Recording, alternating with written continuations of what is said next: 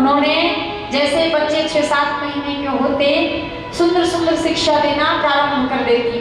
बेटा ये जीवन मिला है, भगवान का भजन करो, बेटा भगवान का चिंतन करो, ये जीने खाने के लिए जीवन नहीं मिला। मदालसा नारी जो थी इतना सुंदर शिक्षा देती, तो पति देव एक दिन देखे सारे बच्चे चले जा रहे हैं, जैसे माँ ने सुंदर शिक्षा दिया वो वन को चले जाते, भगवान का चिंतन करने लगते, गृहस्थ में जाने को कोई तैयार नहीं। पिताजी बोले जी एक बात बताओ, सारे बच्चे हमारे होते जा रहे हैं और तुम उनको ऐसी शिक्षा दे रहे हो, सब साधु बनते जा रहे हैं, साधु। अरे हमारे सबसे छोटे बालक के साथ ऐसा मत करना, उसको तो छोड़ दो, उसको साथ मत बनाओ। मदालसा को बड़ी पीड़ा हुई। उन्होंने कहा हमने क्या बुरा शिक्षा दे दिया कि आप ऐसे कह रहे हो, चलो हमारा जीवन तो जैसे बीत रहा है बच्चे का जीवन तो बना लो। तो सबसे छोटा बालक है अलर्क। अलर्क जो है उन्होंने कहा कोई बात नहीं, लो तुम्हारे कहने से हमने छोड़ दिया, छोटे बालक को कुछ नहीं बताएंगे, लेकिन यहाँ से जाते जाते उसको भी कुछ दे के जाएंगे। बाकी अलर्क के ताबीज में उन्होंने बड़ी सुंदर बात लिख दी। अलर्क के ताबीज में इतनी सुंदर बात उन्होंने लिखा, सत्संग की बातें। संग सर्वात्मना त्याज्य सचित्यक्तुं न शक्यते, ससिद्धिभिः सह कर्तव्यः सतां संगो हि भेषजम्। कामः सर्वात्मना हेयो पातुं चेच्छक्यते न सः। मोक्षाप्रति तत्कार्यः सेवं तस्याति भेषजम्।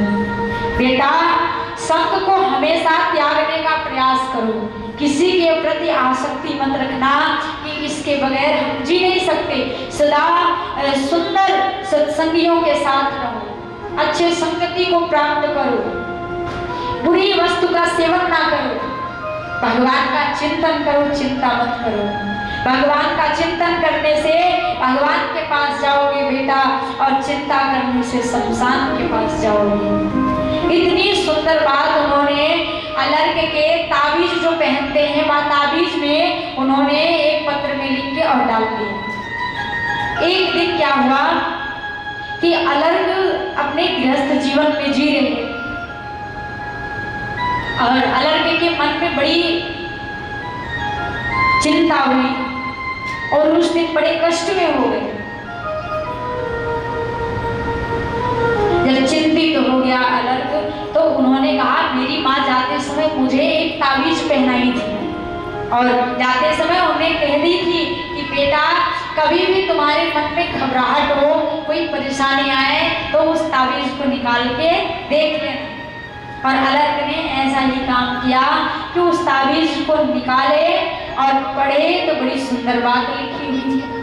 उन्होंने कहा कि जाते जाते मेरी माँ ने कितना सुंदर बात दे गई मुझे, सब कुछ छोड़ के अलर्क और सीधे वन को चल दिया। ऐसी माँ होनी चाहिए कि जाते जाते छोटे बच्चे की जिंदगी बनाती रही मदालसा नारी। ऐसी मदालसा नारी हर प्रत्येक स्त्रियों को होना चाहिए कि अपने बच्चे को सुंदर शिक्षा दो। कम से कम हम सुंदर शिक्षा नहीं प्राप्त कर पाए तो अपने बच्चे को तो दे दें। तो सुबह सुबह जगें, अपने बच्चे को जगाएं, भगवान का चिंतन करें, भगवान का पूजन करें, क्योंकि हमारे साथ कुछ भी नहीं जाने वाला, केवल भगवान का नाम ही जाएगा। पताल में तस्य ही पादमूलम पठन्ति पार्श्वे प्रपदे रसातल। परीक्षित जी ने पूछा स्वामी ये पाताल में तस्य ही पादमूलम, इसके मूल कौन है? इस पाताल के ये सृष्टि कैसे बनी? आप बार बार कहते हो सृष्टि की रचना नारायण भगवान करते हैं और जब प्रलय हो जाता है आप हमें सृष्टि के बारे में बताइए। परीक्षित जी जब ऐसा प्रश्न किए, सुखदेव स्वामी ने जवाब दिया कि ये सृष्टि जो है भगवान इसको बनाते हैं, इसका उन्मूलन परमात्मा ही करते हैं। बनाते हैं, के बाद इच्छा किया तो बिगाड़ भी दिए हैं और वही पालन भी करते हैं। एक बार क्या हुआ कि पूरी पृथ्वी का जब प्रलय हो गया, कोई जीव नहीं बचा, सब कुछ नष्ट हो गया, तो नारायण भगवान बैठे थे एक एकांत स्थान पे और उनके मन में आया कि अब तो सारे परिवार नष्ट हो गए, अब एक काम करते हैं, 1 से 2 हो जाएंगे तो शोभा देगी, अब पुनः फिर से सृष्टि की रचना करते हैं। उन्होंने ब्रह्मा जी को प्रकट किया, प्रभु के नाभि से एक कमल का पुष्प प्रकट हुआ और पुष्प से ब्रह्मा जी प्रकट हुए। तो ब्रह्मा जी चतुर्मुख लेके जब प्रकट हुए क्षीर सागर में और प्रभु वहां से अदृश्य हो गए, ब्रह्मा जी को चिंता हुई कि आखिर यहाँ हम क्यों आए हैं और यहाँ हमें किसने भेजा है, हमारे माता पिता कौन है। अब 4 मुख चारों दिशा में घुमा घुमा कर देखे, कोई नहीं दिखता है। तो एक ऊपर से बूंद गिरी, क्षीर सागर में ही बूंद गिरी तो टप की आवाज आई। अब बड़ी बड़ी जब बूंद गिरते हैं पानी में गिरे तो कैसी आवाज आए, तप की आवाज आती है।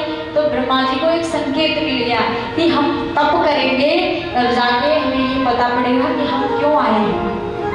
ब्रह्मा जी ने सुंदर तप किया, भजन किया, तो उनके तप से नारायण भगवान प्रसन्नचित हुए और उन्होंने आज्ञा दिया, आदेश दिया कि हे ब्रह्मा जी, तुमको हम बनाए हैं और इस सृष्टि की रचना करो, क्योंकि हम आपको आज्ञा दे रहे हैं। ब्रह्मा जी हाथ जोड़ लिए कि स्वामी इतने बड़े मालिक मत बनाओ, क्योंकि मालिक बनते ही भगवान का नाम छूट जाता है, ये बात सत्य है। जो बहुत बड़े पैसे वाले हैं ना, जो बहुत पैसे वाले हैं, वो भगवान को ज्यादा याद नहीं करते।